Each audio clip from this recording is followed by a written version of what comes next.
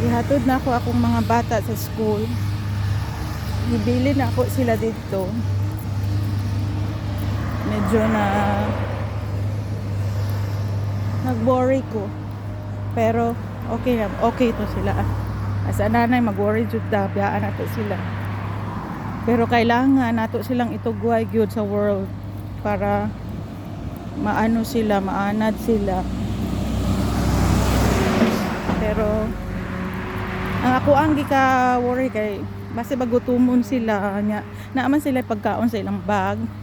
Motugi ako agad silang gi pahimang numan nga ugutumon sila. I-open lang nila ilang bag adto sila sa ilang bag kung di nakasabit para mukaon. Kaysa balay magud na anad sila all the time na si mama. Ug kada lihok nila mga kaon na ara din si mama. Nya na sila sa school. Ambot lang ga worry ko kay mga teacher wala man na sila gud ga pangutana og gigutom ba mo or unsa. Ay, ambot na lang. As a first time mom sa mga kinder gagmay pabiya sila pero okay ra oy.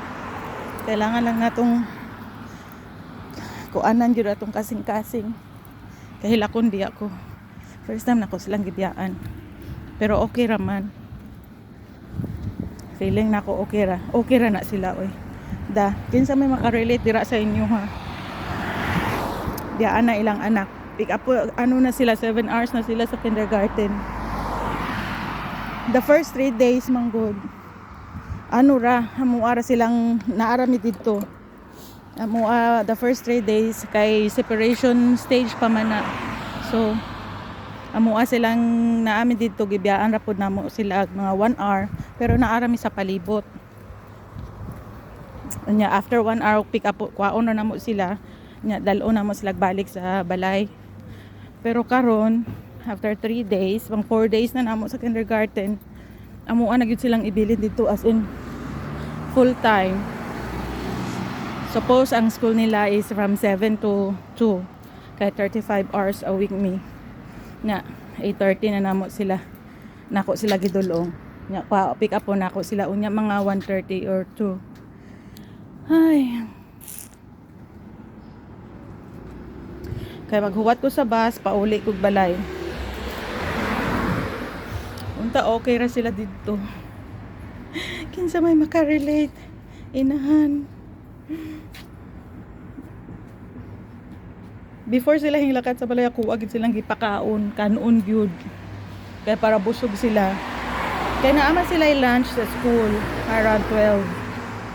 So ako agad silang gipakaon kanon in case na medyo mauwaw sila muas, na nasa food sa ilang bag, at least medyo busog sila no. Pero giingnan ginako sila gutom sila, hala, adto mo sa inyong bag, open your bag. Naa sila dito cereals, banana, og some waffle. Nya ilang tubig, ako ang gipahimangno nga naa dito, mainom gyud sila tubig. Ay ambot na lang. Medyo nato nga inahan itugway atong mga anak para maging strong pod sila no. Pero so far okay biya sila sa ilang separation thing. Okay biya sila. Medyo enjoy man sila sa school pero gahapon daw medyo hinghilak daw si Ate Kika. Kaya gusto daw niya pauli sa balay. Maayo gani kay naa siya igsuon na adto si niya. So paghilak daw niya gidala ra siya sa iyang teacher dito sa room sa iyahang manghod. So pag pick up namo gahapon sa ilaha, 2 hours sa mga silang gibina dito din. Balik kami after 2 hours.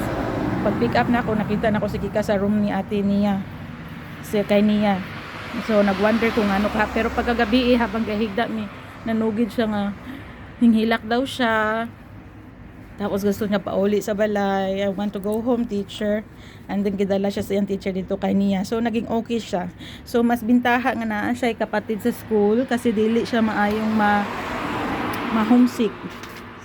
Dili siya masyadong mabudlayan sa separation stage. Kaya laban lang yun mga anak, kay laban po si mami. Mingaw po ko nila po. Medyo makapahuway ko ginagmay sa balay pero naapa ko gamay dito. Gawori jud ko sa ila. Ang akong gaworihan kay nang mauwaw ba sila mukaon, inom. Pero sa pagplay kaya ra nila lang pagalingon.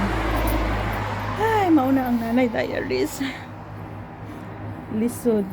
na mahiwalay kay 24/7 biya ming kuyugay all the time.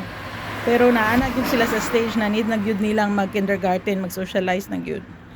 So laban lang gyud ta ani inahan og mga anak. Cheers.